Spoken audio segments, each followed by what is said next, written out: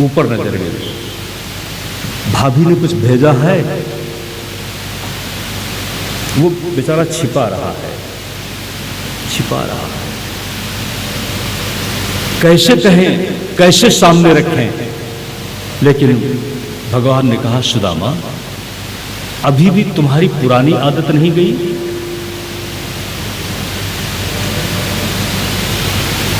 उस पोटली को पकड़ के खींच लिया, खोल करके बड़े स्वाद से टूटे फूटे चावलों को जो सुदामा जी उपहार के रूप में लाए थे, धीरे धीरे खा रहे हैं। एक मुट्ठी खा डाली और कहते हैं,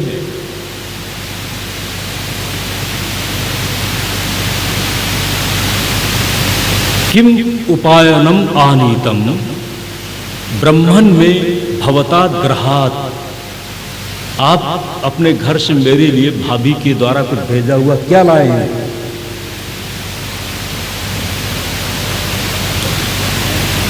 और मस्ती से खा रहे हैं। और जब एक मुट्ठी खा गए, शकृत जिग्धा द्वितीयायाम जगधूम आददे तावत श्री जग्रहे हस्तम तत्परा परमेष्ठिना। और जब दूसरी मुट्ठी खाने के लिए पकड़ी है, इसी के साथ लक्ष्मी रूपा रुक्मिणी ने हाथ पकड़ लिया है। आपने एक मुट्ठी से सब कुछ दे दिया, अब तो कुछ देने को बाकी ही नहीं रहा। कहीं मेरे अस्तित्व की भी तो चिंता करनी होगी। भगवान कहते हैं, सुदामा ये कहाँ मुझे खाने को मिलता है? ये मुझे कहाँ मिलता है खाने को? ये तो बड़ा अच्छा हुआ कि इतने दिन के बाद तुम आए और ये ले आए। ठीक, सुदामा बेचारा चुपचाप बैठा सुन रहा है। भगवान ने सेवा सत्कार करके निवास में रख दिया। सुबह हुई, और जब सुबह हुई तो सुदामा ने सोचा अब यहां से चलना चाहिए। ध्यान देना सब दोनों, जहां बहुत मान हो वहां ज्यादा नहीं ठहरना चाहिए। सुदामा कहते हैं अब चलूंगा। भगवान कहते हैं जाना है, चलो। वाह, ये भी नहीं कहा कि थोड़ा ठहरो तो सही, कह दिया ठीक है, खुद पहुंचाने जा रहे हैं। सुदामा सोचता है कुछ पूछा ही नहीं कि कुछ जरूरत है क्या। फिर अपने मन में सोचता है भगवान ने अच्छा ही किया है।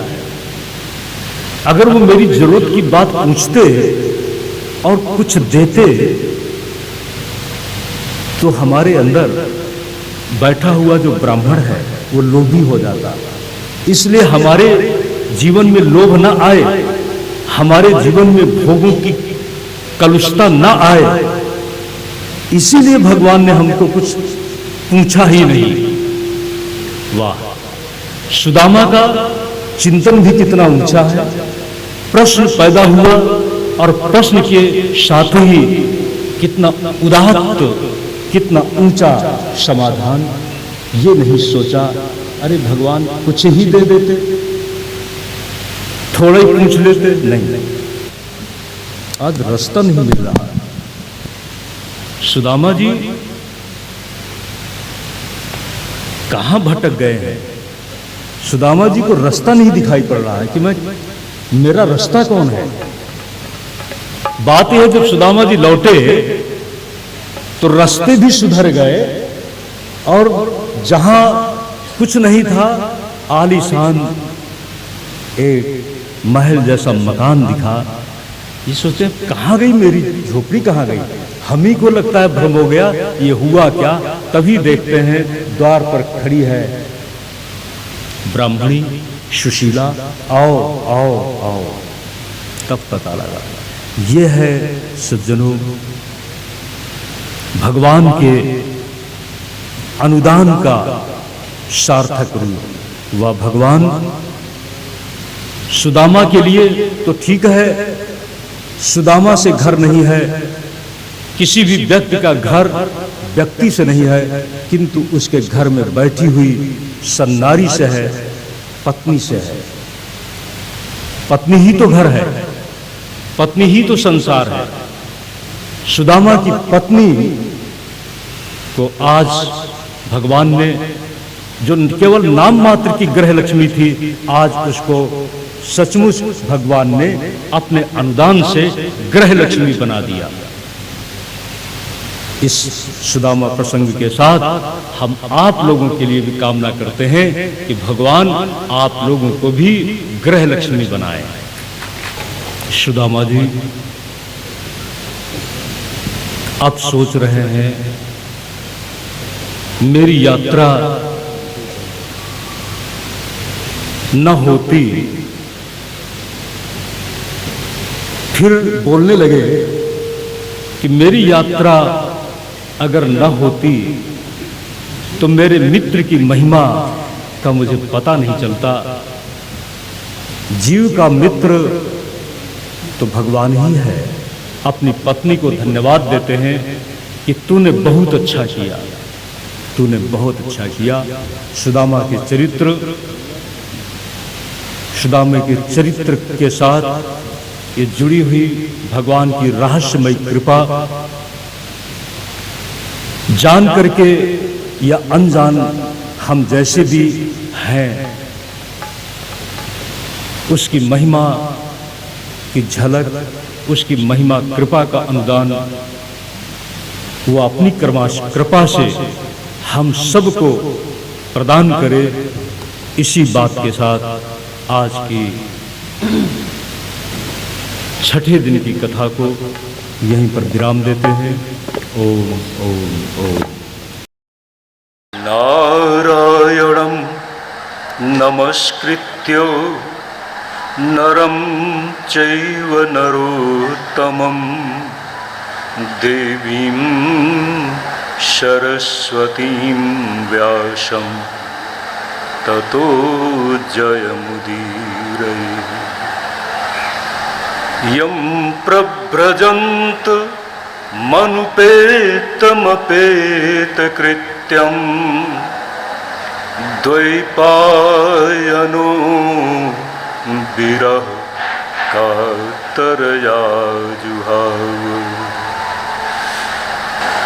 त्वमेव माता च पिता त्वमेव बन्धुश्च सखा त्वमेव विद्या द्रविणं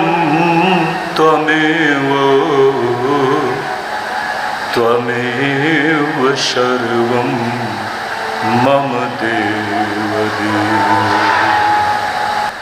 श्रीमद्भागवत कथा ज्ञान यज्ञ सप्ताह के अंतिम दिवस पर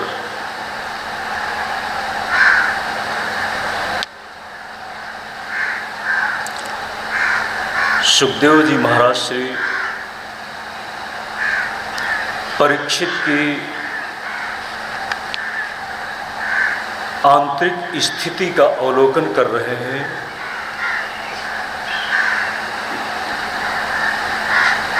परीक्षित के अंतस में भगवान की दिव्य लीलाओं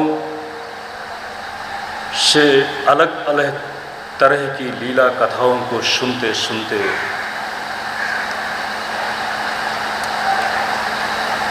अतृप्ति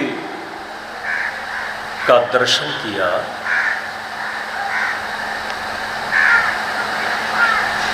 ये ऐसा रस है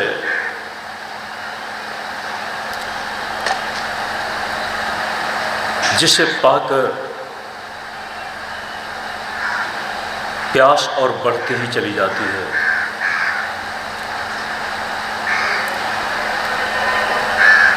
आत्मा अनंत है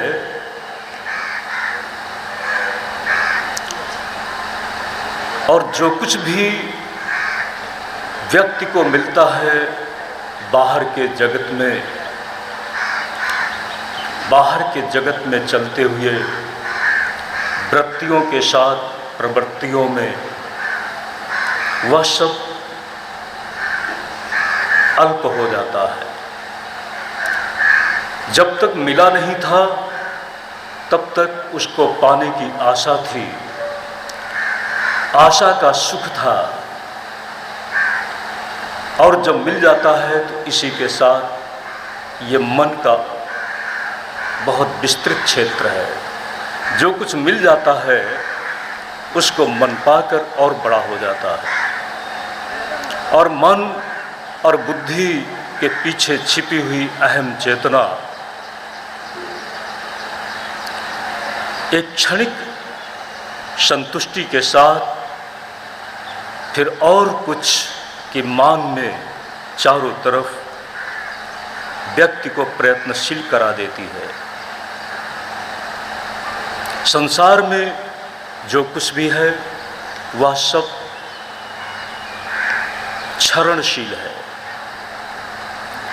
क्षण क्षण में परिवर्तन की व्यवस्था से हमारा शरीर आक्रांत है। हमारी जो क्षमताएं हैं वे भी क्षरणशील हैं, प्रति क्षण क्षीण हो रही हैं। लेकिन ध्यान दें सज्जनों, जो आत्मा की मांग है वो संसार के तल पर कभी भरती नहीं है, किंतु परमात्मा की जब भक्ति सभर चर्चा चले और परमात्मा की वेदांत विज्ञान के संदर्भ में जब एक व्याख्या है और उस व्याख्या को साधक जिज्ञासु अपने स्वरूप में ही प्रतिष्ठित होता हुआ देखता है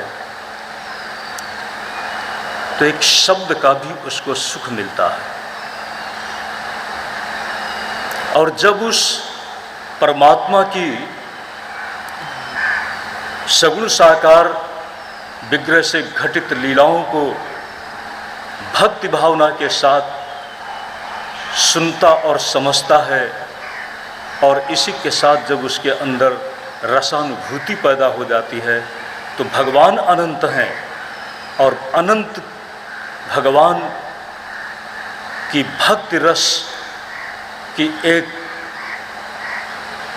एक बूंद भी पाकर, भक्ति रस का एक स्पर्श भी पाकर आत्मा तृप्त नहीं होती। लेकिन जो कुछ मिल जाता है रस, उसमें गहन सुख है, सुख है। और आत्मा संसार के किसी भी विषय को पाकर कहीं कुंठाग्रसित होती है, किंतु भक्ति रस में डूबकर आत्मा अनंत सुख का अनुभव करती है, अनंत सुख में अपने आप को एकाकार होता हुआ देखती है। आज हमारे परीक्षित जी की यही स्थिति है। सुखदेव जी महाराज ने परीक्षित जी को परखने के लिए एक कथा का सहारा लिया। महापुरुष एक कथा का उल्लेख करते हैं। सुखदेव जी महाराज परीक्षित को बता रहे हैं, परीक्षित,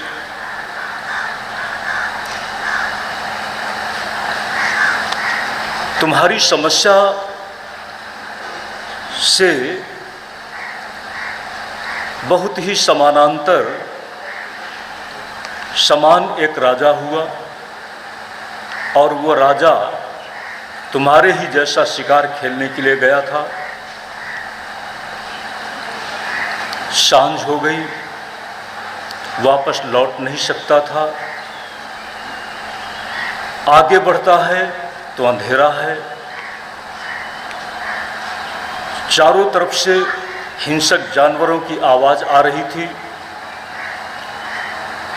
जो हिंसा की वृत्ति लेकर के गया था, जब उसे हिंसक जानवरों की आवाज सुनाई पड़ती है, तब उसको अपनी मौत की कल्पना करके कपी पैदा हो जाती है। दूसरे की मौत से खेल खेलने वाला व्यक्ति जब उसको अपनी ही मौत